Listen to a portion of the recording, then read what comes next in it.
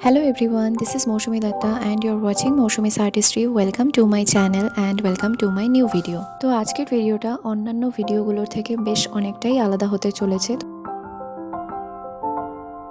আমি প্রথমেই কিছু ক্লিপ দেখিয়ে নিচ্ছি যে এই কাজটা প্রাথমিক অবস্থায় কেমন ছিল।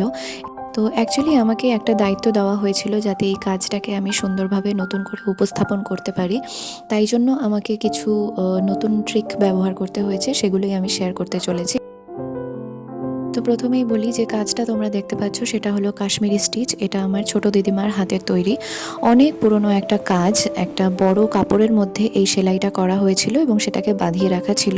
পরবর্তীতে আস্তে আস্তে কাপড়টা নষ্ট হয়ে যায় এবং সে কারণে আমি যে প্রথমেই কাজটা করেছি সেটা হলো নষ্ট হয়ে যাওয়া কাপড়ের অংশগুলোকে কেটে বাদ দিয়ে দিয়েছি এবং এটাকে রুমালের মতো করে হেম সেলাই দিয়ে সিকিউর করে নিয়েছি।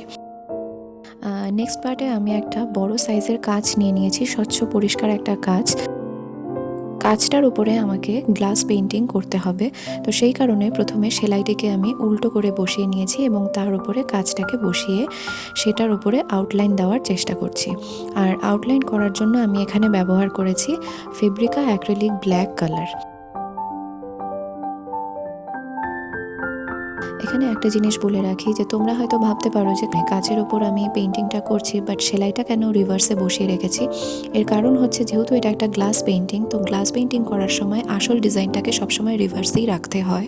তাতে করে যখন ফ্রন্ট সাইড থেকে দেখা হয় তখন বিষয়টা সঠিকভাবে ধরা দেয়।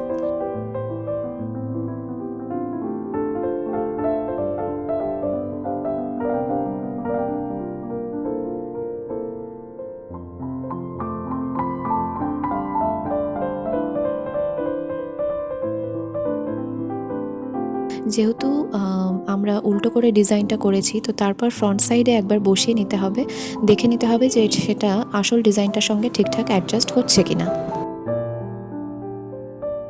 বর্ডার লাইনটা করার সঙ্গে সঙ্গে আমি এখানে একটা কথা লিখে নিয়েছি, লহ প্রণাম। তোমরা লক্ষ্য করলে বুঝতে পারবে আমি সেটাকেও উল্টো করেই লিখেছি। তো এই ফ্লোরাল ডিজাইনটার আউটলাইনিং করার পর সেটাকে ভালোভাবে শুকিয়ে নিতে হবে, দেন এটার নেক্সট পার্টে আমাদেরকে এগোতে হবে। এবার আসছি কালার করার বিষয়ে। এখানে পুরো কাপড়টা সাদা রঙের আর মেইন কাপড়টা অনেকটাই বেশি পুরনো, ফলে একটু লালচে ভাব এসেই গেছিলো। তো আমি ভাবলাম যে এখানে এই জায়গাটাতে একটু যদি কালার অ্যাড করে দিই তাহলে অনেক বেশি সুন্দর দেখাবে, মানে পুরো বিষয়টা সাদা সাদা মনে হবে না। তাই মা লেখা যে অংশটা আর ফ্লোরাল ডিজাইনের যে ভেতরের অংশটা সেই জায়গাটা আমি হলুদ রঙে রেখেছি এবং বাকিটা পুরোটাই আমি সাদা রং দিয়ে কভার করে দিয়েছি।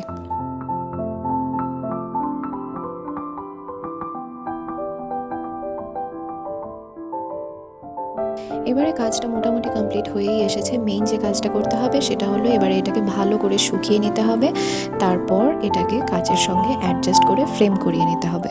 এবার এখানে আর একটা ছোট্ট কাজ করতে হয়েছে। যেহেতু আমার কাচের সাইজটা বড় ছিল আর এই সেলাইয়ের কাপড়টা অনেকটাই বেশি ছোট ছিল, তো আমাকে এটাকে একটা বড় কাপড়ের সঙ্গে সেলাই করে বড় করে নিতে হয়েছে যাতে কিনা কাচের সঙ্গে অ্যাডজাস্ট করতে সুবিধা হয়।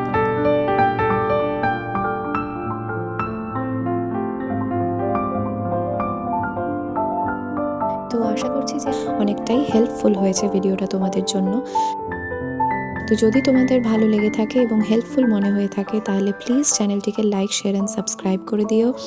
By bye, see you in the next video.